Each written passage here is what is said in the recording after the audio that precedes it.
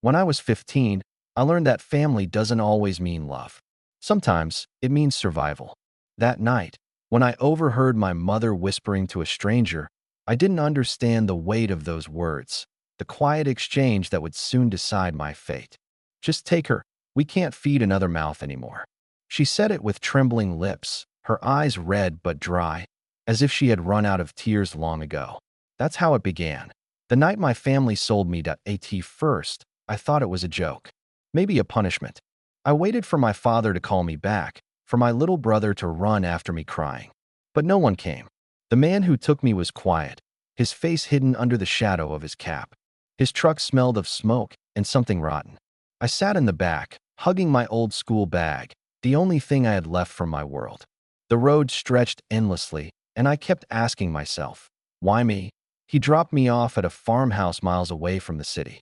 A woman opened the door, her face as cold as the wind outside. She looked me up and down and said, "Good. She's young. She'll last long." That was the moment I understood. I wasn't a daughter anymore. I was a thing.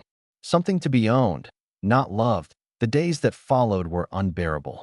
I was made to clean, cook, feed animals, and sleep on a hard wooden floor. If I was too slow, I was slapped. If I was too tired, I was shouted at. I used to count the cracks on the ceiling at night, whispering to myself, asterisk, they'll come for me. They'll realize they made a mistake. Asterisk, but as weeks turned into months, I realized no one was coming. There was one person on that farm who wasn't cruel, a boy named Rayhan. He was about my age, working there to pay off his father's debt. His hands were always blistered, but his smile never faded. When he noticed my tears one evening, he said softly, "You didn't deserve this, but you'll survive it." For the first time, someone spoke to me like I was human again.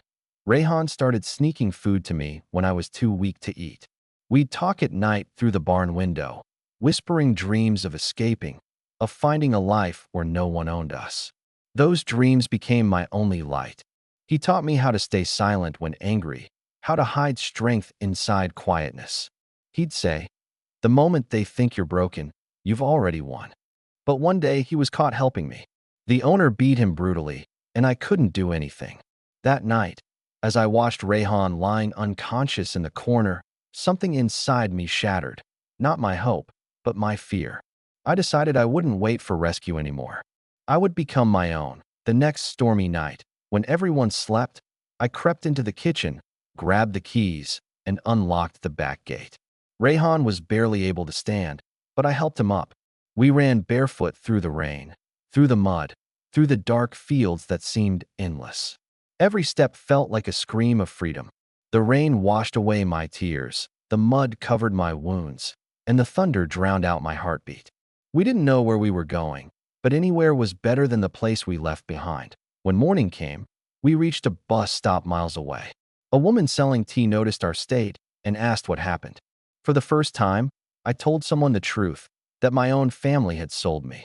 She didn't react with shock, only quiet sadness.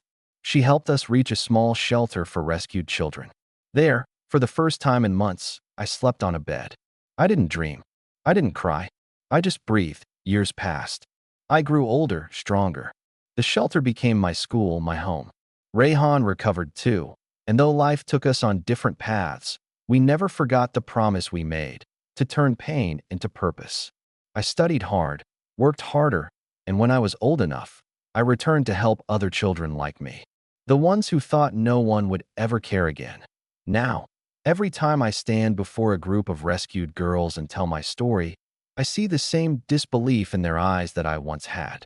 And I tell them, yes, my family sold me, but I bought myself back, with courage, with strength, and with hope. Because in the end, blood doesn't define family. Love does. And sometimes, the family you build out of kindness is far greater than the one you were born into. If you're still watching this, remember this. Even when the people who were supposed to protect you become the reason you're broken, you still have the power to rebuild. You are not what they did to you. You are what you choose to become after it. And that is something no one can ever sell.